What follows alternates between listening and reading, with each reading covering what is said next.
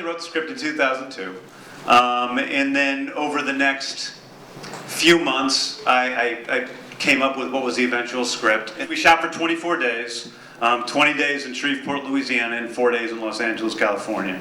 On a normal movie, you do between 12 and 20 camera setups a day. We did between 45 and 54 camera setups every single day. This movie was hell to make.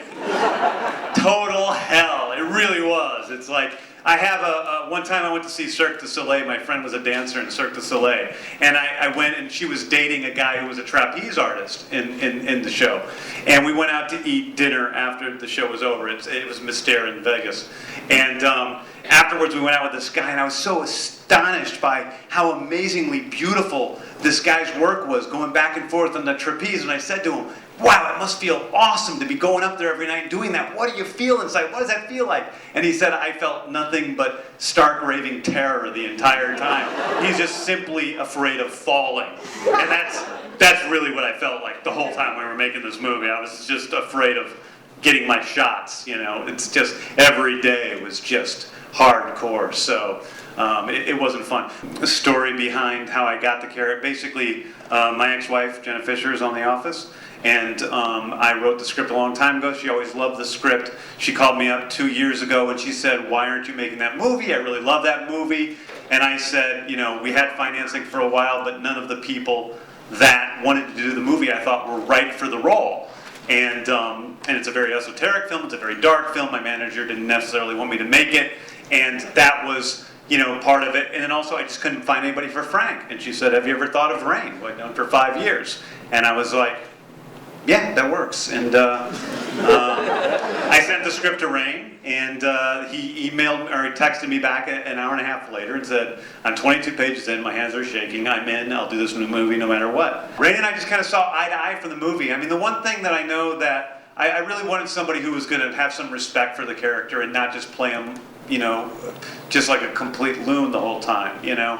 I love the character of Frank, and I have a lot of feeling for him, and I wanted somebody who was going to treat him in that same respect. You know, you see a lot of movies today. You see whole, you know, movies about people dying from cancer for 2 hours, and they don't ever bring up God. It's like, you know, you think about the things that are taboos in cinema, and incest, or, you know, drug use, or violence, or sex. But really the biggest taboo is any talk of God, whether it's positive or negative. I think it's a conversation in ordinary people's lives. And it's just something that I think it's like something that hasn't been mined much on screen. And I think that's part of what the movie is. Is he crazy? Is he having real spiritual experiences that are leading him to something actually real? I think that's the question of the movie, you know. Everybody in Hollywood tries to make movies for everybody, for all 4 quadrants, and I just don't. That's not what this movie is about, you know. And that's the beauty of making a movie for such a low budget with such big stars, is that we have a really good chance of making our money back, even though it's not meant for everybody. And not only do I lose tons of people because of that, you know, because of lots of things, the tonal shifts, the fact that things happen in the middle of the movie that you don't expect to happen, the fact that the violence is so extreme, there's a sex scene or whatever, you know. It's like I definitely lose, you know, if you stick all the way to the end, you know, kudos. I understand why people would think that. I mean, you see like what the movie's basically about, and you might think it's a ripoff of Kick-Ass. It's a little frustrating because, listen, there's a lot of other movies that were about superheroes without power before Kick-Ass. There was going back to Hero at Large with John Ritter, not to mention Special and Defendor, you know. So there's a lot of other movies. And the most frustrating thing is I wrote it in 2002, and Mark Millar knew about it before he ever wrote his comic book, who's my friend. But he knew about the movie.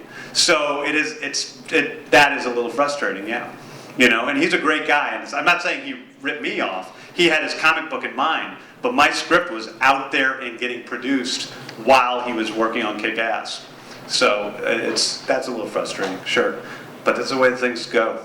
The only thing that's important as a writer, or especially as a writer, is to finish what you start. That's it. Take it through to the ending. Maybe it'll suck, maybe it'll be good, but just finish what you start. If you want to write, then just finish what you start. That's it. You know, don't worry about it being good, don't worry about it being bad. You know, try to make it as good as you can, but finish what you start. That's it.